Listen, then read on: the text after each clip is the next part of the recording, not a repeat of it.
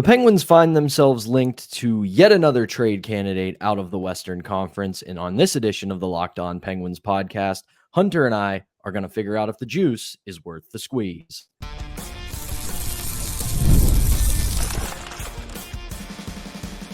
You're Locked On Penguins, your daily podcast on the Pittsburgh Penguins, part of the Locked On Podcast Network, your team every day. Hello and welcome back to another edition of the Locked On Penguins podcast. I'm one of your hosts, Patrick Damp. You can follow me on Twitter at synonym4wet. Joined as always by the one and only Hunter Hodes. You can follow him on Twitter at Hunter Hodes. You can give our show's account a follow at LO_Penguins. And we thank you for making this your first listener watch of the day because we're your team every day. And don't forget that we are free and available wherever you get your podcasts, as well as YouTube. And before we get started, today's episode is brought to you by FanDuel. Make every moment more. Right now, new customers get $200 in bonus bets with any winning $5 bet. That's $200 in bonus bets with any winning $5 bet. Visit fanduel.com/lockedon to get started. Here we are, yet another day where the Penguins' name comes up in some sort of trade speculation or some sort of rumor about a player that maybe wants out of where they are, a player that's a pending UFA going into next season, and it's another forward. According to a report from the fourth period, the Calgary Flames have been contacted by a bunch of teams about forward Andrew Mangiapane. The Penguins' name is amongst those teams that have reportedly, according to the fourth period, reached out to the Calgary Flames. And I'll be honest, I look at this one, can't say I'm too excited about this as far as trade candidates for the Penguins going into next season go.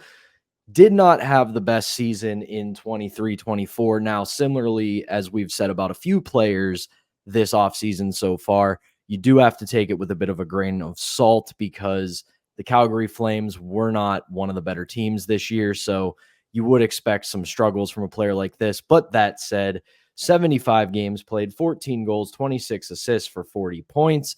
He did have a solid season in 21-22, played a full 82 games, 35 goals, 20 assists for 55 points, All of that said, though, Hunter, when you dig into this player, kind of unimpressive and comes at quite a high cap hit, despite it having only 1 year left on that deal.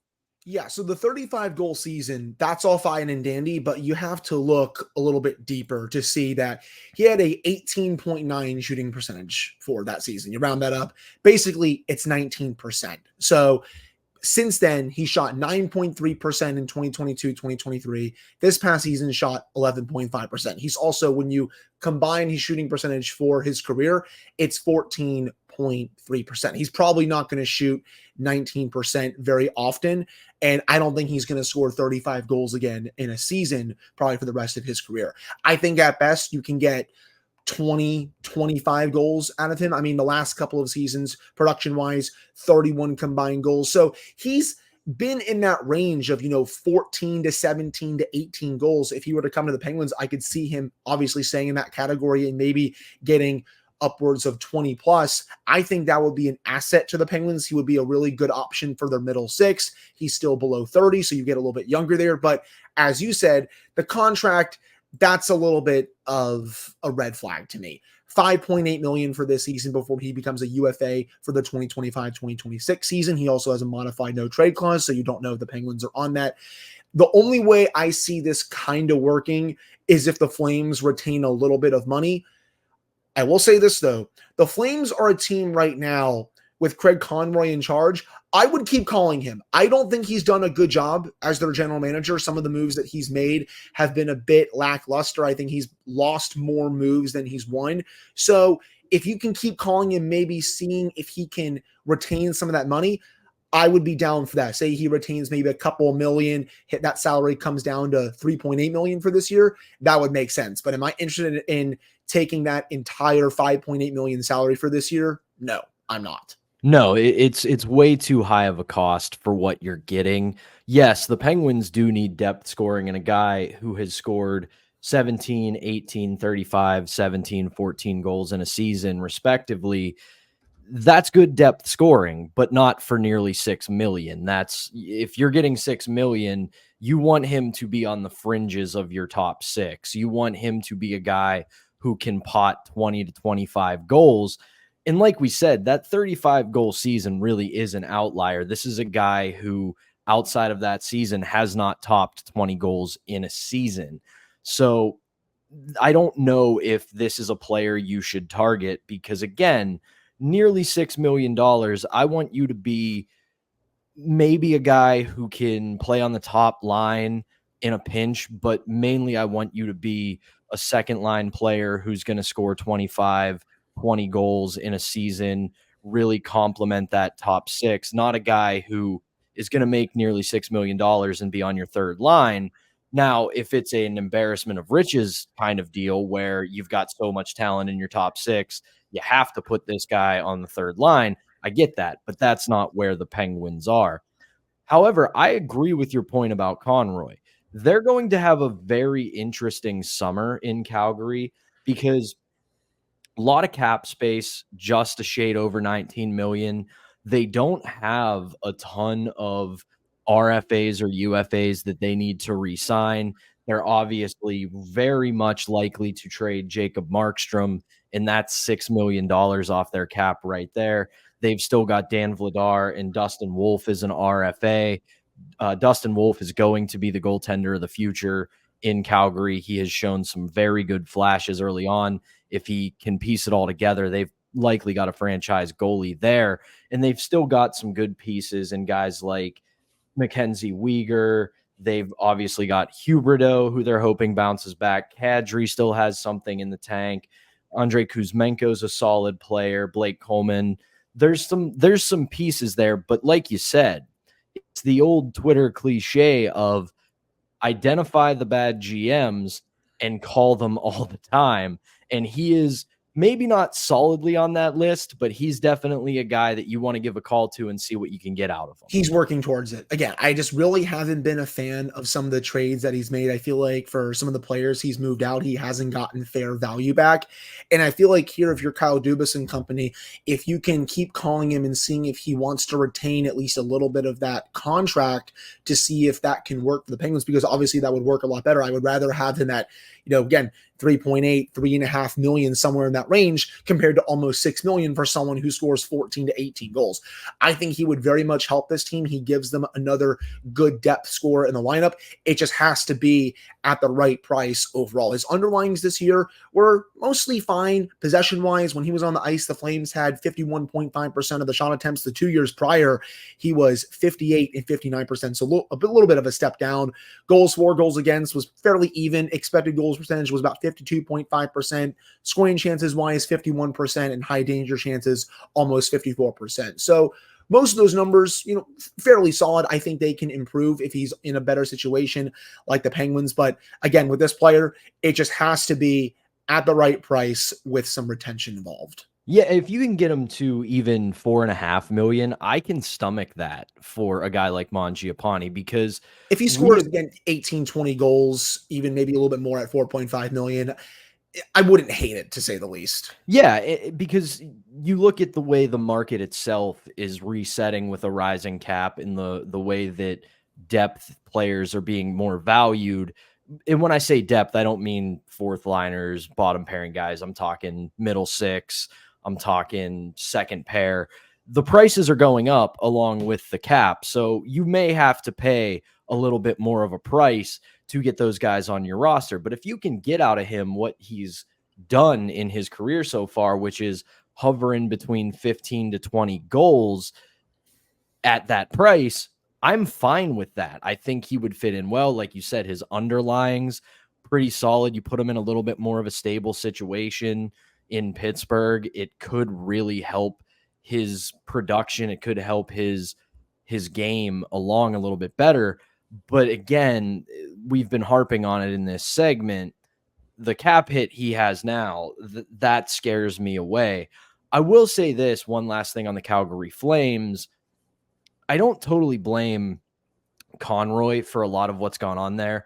They have a very meddlesome ownership that really gets in the way of a lot of what could be a plan to get a good team together. So he's one of those GMs where, do we really know if he's a bad GM or if he's got someone behind him pushing him to do things he might not want to do?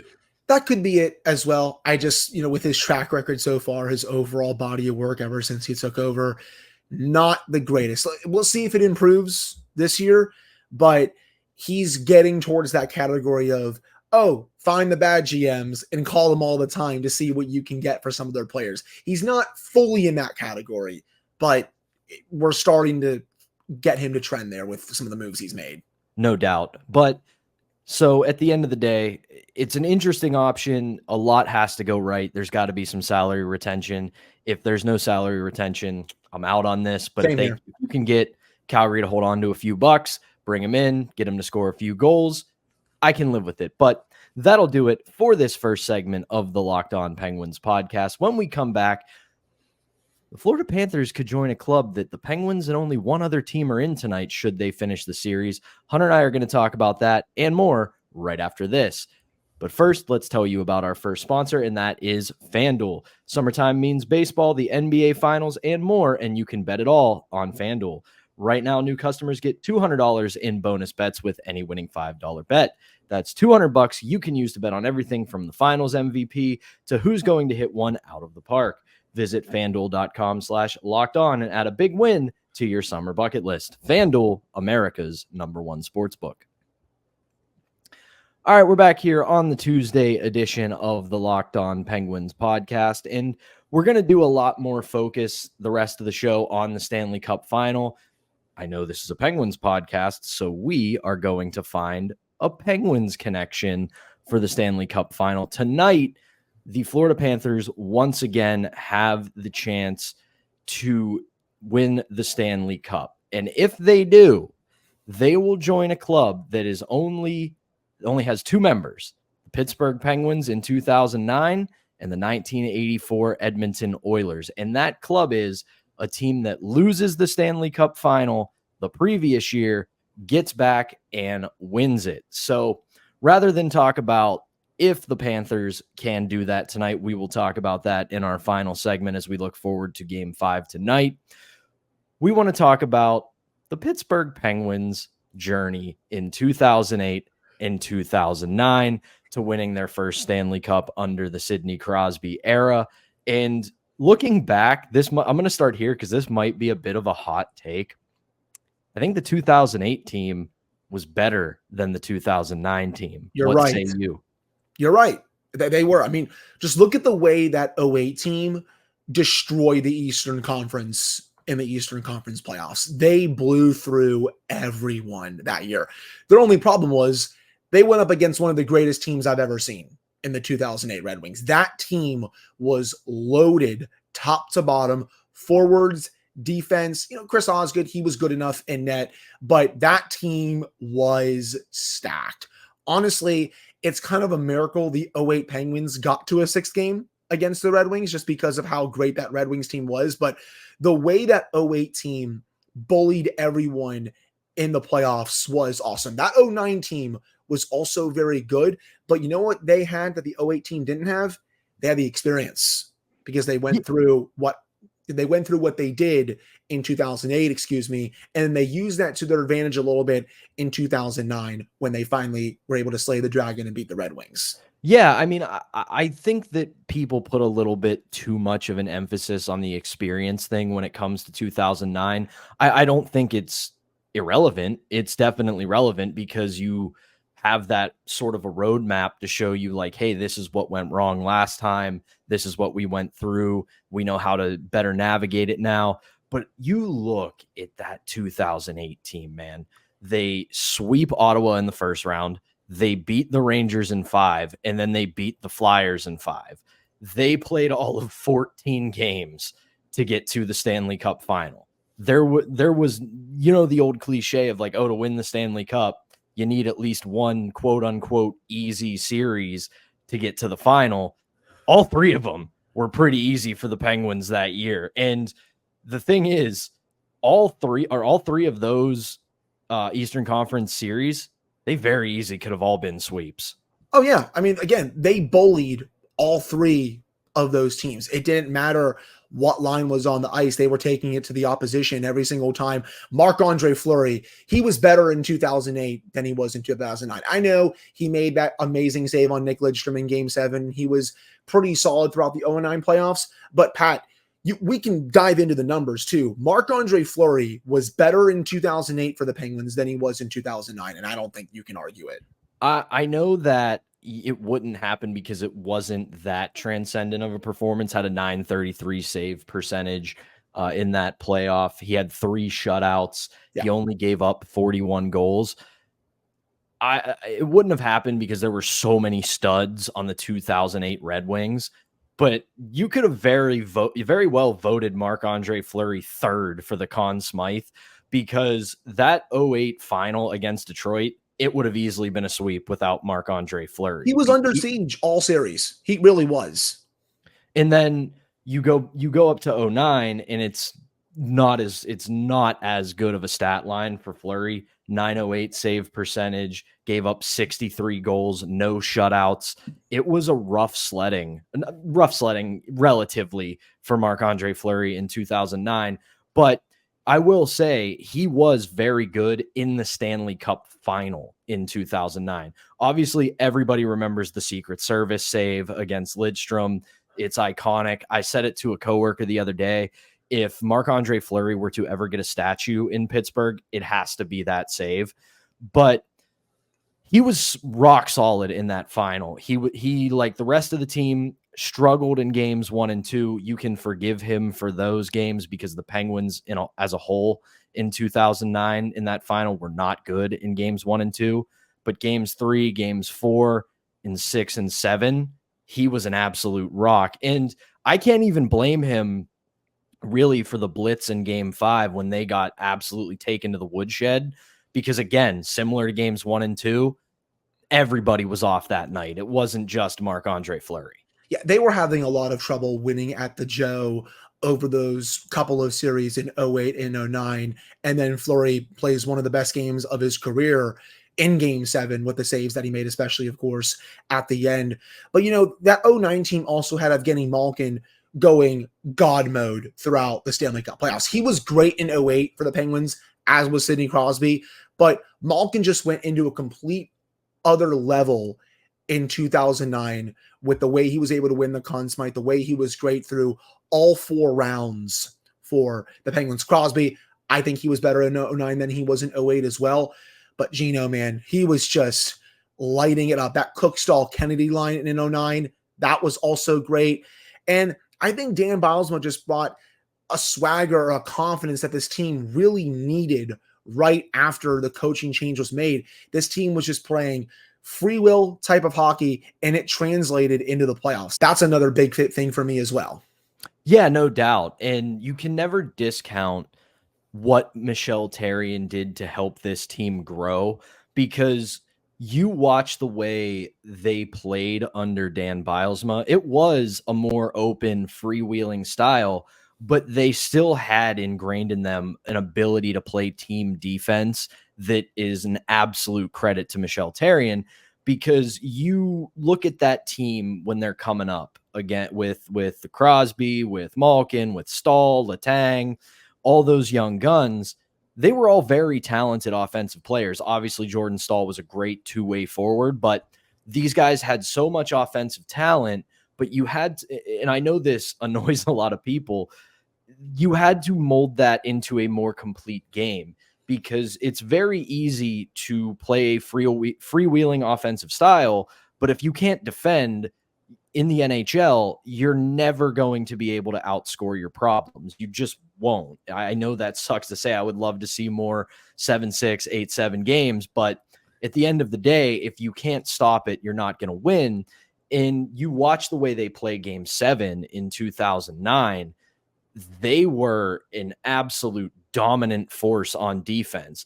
Yeah, they got caved in, but if you go back and watch the third period of Game 7, yeah, they're under siege for the whole 20 minutes, but outside of one or two times, including the Lidstrom save, where they had an extra attacker, there's not a lot of threats. It's very low danger. It's very perimeter play. We're going to let them play with the puck on the outskirts and the perimeter of the offensive zone, skate themselves out, let them get a nothing shot on net. We're going to clear it out, let them skate themselves into the ground again. To this day, that shot that hit the crossbar late in the third period still scares the ever-living hell out of me. Anytime I see it, I still somehow get a little nervous just because I feel like it's going to go in, even though I know it didn't go in, but I still feel like it's for some reason going to go in. That was one of the main other chances that obviously I know the Red Wings had, but yeah, the Penguins were just completely under siege. I do think the Penguins did a good job in that third period of limiting the high danger areas, but everything for them was redlining out. They were not getting to the offensive zone at all during the third period. They were just trying to skyhook the puck out that entire time with how great the Red Wings were. But yeah, that crossbar shot, man, still scares the bejesus out of me all the time. And of course, we would be remiss if we did not mention the biggest storyline between those two Stanley Cups, and it's Marian Hossa. Yes. Marian Hossa says on the record, after leaving the Penguins in 2008 and joining the Red Wings on a one-year deal, that he felt he had a better chance to win the Stanley Cup with the Detroit Red Wings. And you know what the sad part is? We obviously love to laugh about it and give them crap for it. Wasn't really wrong. That was an unreal team when you go through the names on that roster. I mean, you look at it, Pavel Datsyuk, Henrik Zetterberg, Johan Franzen, Nicholas Lidstrom, Jiri Hudler, Nicholas Kronwall, Mikkel Samuelsson, Dan Cleary, Valtteri Fupula, Thomas Holmstrom, Chris Draper, just killer after killer after killer. See, we can't really kill Hossa too much now just because he did win 3 Stanley Cups with the Chicago Blackhawks, and he was such fun to watch in 08, man. His chemistry with Crosby was through the roof. At times, I wish they still re-signed him, but just looking back at it now, obviously, Penguins have the 3 Stanley Cups since. I'm okay that they parted ways. Yeah, it stung at the time. It gave them some motivation, but all's well that ends well. And that will do it for this second segment. When we come back, Game 5 of the Stanley Cup Final tonight, Hunter and I are going to give our thoughts on how Edmonton can stay alive or how the Florida Panthers can lift their first Stanley Cup in franchise history. But before we do that, we've got to tell you about our next sponsor, and that is Policygenius. A lot of life is unpredictable, but a good life insurance policy gives your family a financial safety net to protect you against some of the unknowns. Policygenius is the country's leading online insurance marketplace. It makes choosing the right policy for your family quick and easy. With Policygenius, you can find life insurance that starts at just $292 per year for $1 million of coverage. Some options are 100% online and let you avoid unnecessary medical exams. I've said it before, I am at this point in my life where a lot of my friends are starting families, having children, and they need life insurance, and they have told me after listening to our show and hearing this ad that Policygenius has really helped them get to that point. Policygenius is convenient and time-saving. It can help you compare options from America's top insurers in just a few clicks, and their award-winning agents can even walk you through the process step by step. And you may not be as well covered as you may think. Your work life insurance policy may not offer enough protection for your family's needs, and even worse, it may not come with you if you leave your job. Policygenius has no incentive to recommend one insurer over another, so you can trust their guidance. They have thousands of 5-star reviews on Google as well as Trustpilot from customers who found the best fits for their needs. Get peace of mind by finding the right life insurance with Policygenius. Head to policygenius.com or click the link in the description of this show to get your free life insurance quotes and see how much you could save. That's policygenius.com. All right, we're back here on the Tuesday edition of the Locked On Penguins podcast. I'm Patrick Damp. That's Hunter Hodes. And here we go. We could see the Stanley Cup tonight be awarded in front of, as the Florida Panthers are so funny in saying, all 6 of their fans down in Sunrise. They're really owning the memes of having no fans. But we could also see Connor McDavid and the Edmonton Oilers live to fight another day after that 8-1 drubbing in game 4 in Edmonton. So, Hunter, I put it to you. Your immediate thoughts. What happens tonight in game 5? See, my predictions always suck. So I'm not sure I want to predict the winner here because I feel like the opposite is going to happen. But if I had to guess, I feel like the Panthers are going to end it tonight and win their first Stanley Cup in franchise history. They're going to take that loss to Edmonton in game 4. Personally, that's the worst they've played all playoffs long. This has been a juggernaut through and through.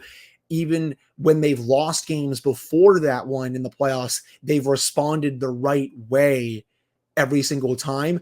I think you're going to see that big response game from the Panthers in this one. I don't think Sergei Bobrovsky is going to have another poor game like you saw in game 4. I think Barkov is going to have another big game for the Panthers.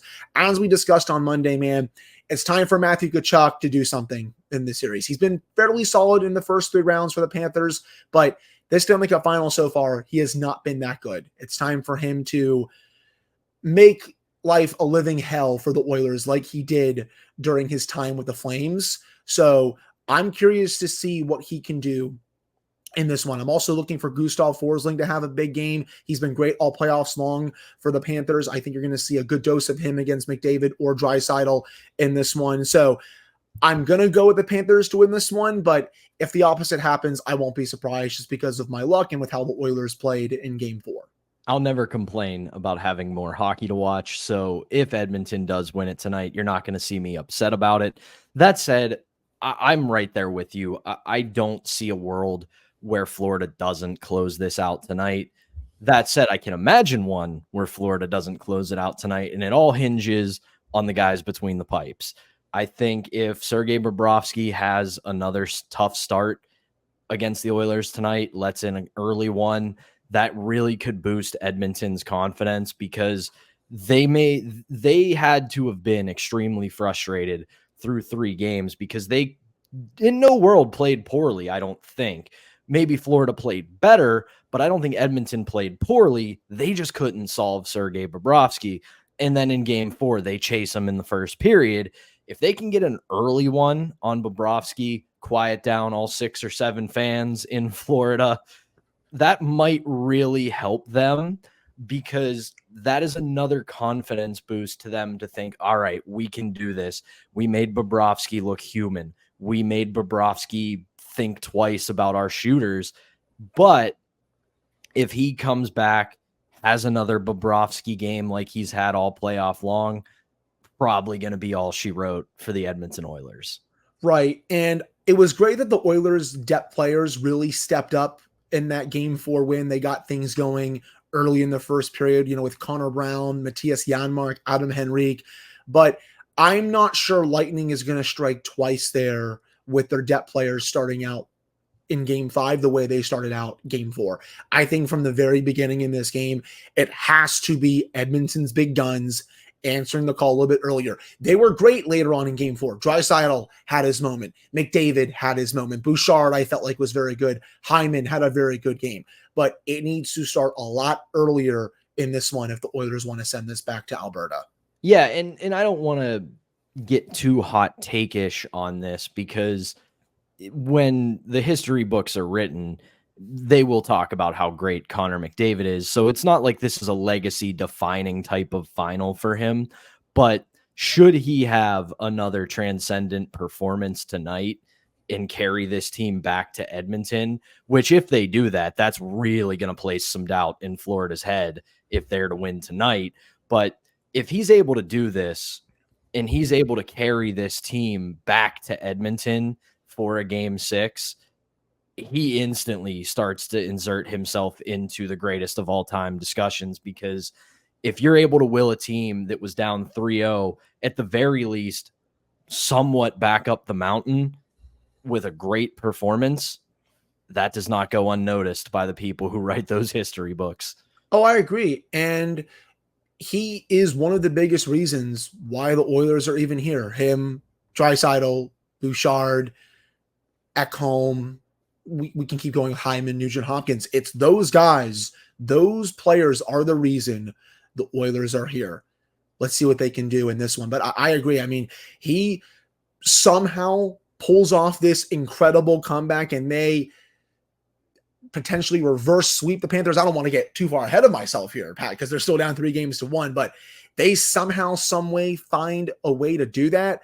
Oh man, the takes about McDavid, they're going to be something else. And it would be, I mean, he's already going to be, when he's all said and done, he's going to be one of the greatest hockey players this league has ever seen. I mean, without a doubt, he already is that. But man, if he's able to somehow pull this off, he'll climb the rankings significantly. He sure will.